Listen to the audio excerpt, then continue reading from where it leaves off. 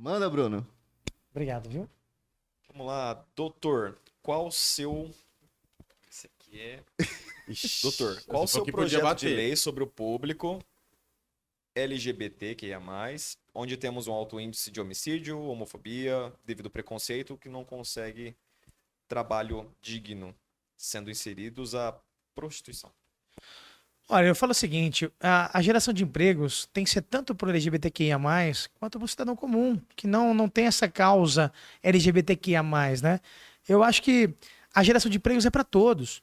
Eu sei que a questão LGBT, existe esse preconceito, esse ranço que é intrínseco do ser humano, de algumas pessoas. Por exemplo, eu como cristão, eu fui ensinado, independentemente da opção sexual, a amar a pessoa. Eu não amo o pecado, eu acho errado, mas eu amo o pecador, na minha concepção, tá? Não estou dizendo que seja errado.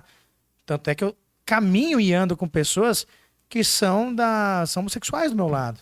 E amo eles, são meus amigos, meus parceiros, uma família que eu tenho. E precisa. A geração de empregos não é só para uma determinada classe, é para todo mundo. Você pode gerar empregos para atender as pessoas do LGBTQIA+, para as pessoas que não são do movimento LGBT. Na verdade, o que falta é geração de emprego. Você pode ver, por exemplo, em 2017 em Votuporanga. Nós perdemos uma grande empresa de carroceria e implementos, que viria para Votuporanga. Por quê? Por questões pessoais. Eu falo que no estado de São Paulo, por exemplo, Votuporanga ganharia muito. Você pega, por exemplo, um funcionário de uma empresa X que ganha 2.500, soldador. Uma empresa que viria mais ia ganhar 3.500. O cara, para não perder aquele soldador, ele tem que pagar um pouco a mais para ele, né? E aí o que acontece? Ele não queria perder isso, ele não queria ter que pagar mais para o seu funcionário. Só que ele esquece que o funcionário ganhando a mais, ele troca a moto pelo carro. Ele passa a comprar num supermercado mais. Ele passa a colocar um filho numa escola pública, numa escola particular. Isso gira. Mas eu falo assim, eu tenho, por exemplo, na minha equipe de trabalho, uma pessoa trans, que eu respeito e dei oportunidade para ela. O que eu acredito é que tem que mudar a mentalidade do cidadão em maneira geral, né? Não é só ter políticas públicas, nós já temos várias políticas públicas para LGBTs. Nós temos que preservá-las, manter essas políticas públicas e conscientizar a população que todo mundo tem o direito de escolher o que ele quer ser, independentemente da opção dele.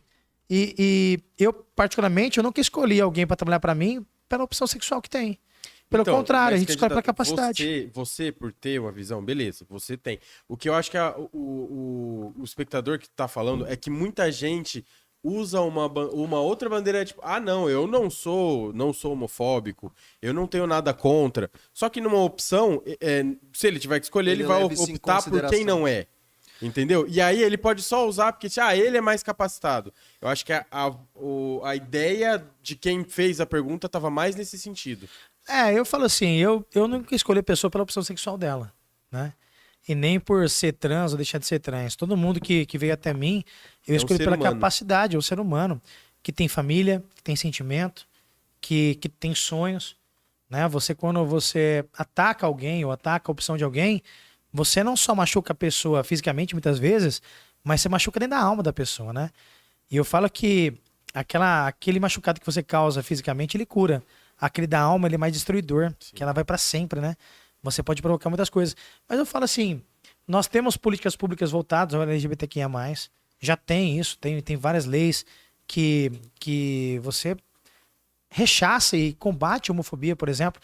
O que você tem que fazer é respeitar essas leis, colocar para que esse público denuncie essas questões, ou que denuncie homofobia num caso de não contratação para o emprego, é fazer valer as leis. Fazer valer as leis. Eu me coloco à disposição. Eu sempre tive lá no meu escritório, como advogado, à disposição de pessoas que sofriam preconceitos, pessoas que passavam por... Aconteceu lá, que não quiseram numa Santa Casa, por exemplo, chamar pelo nome social.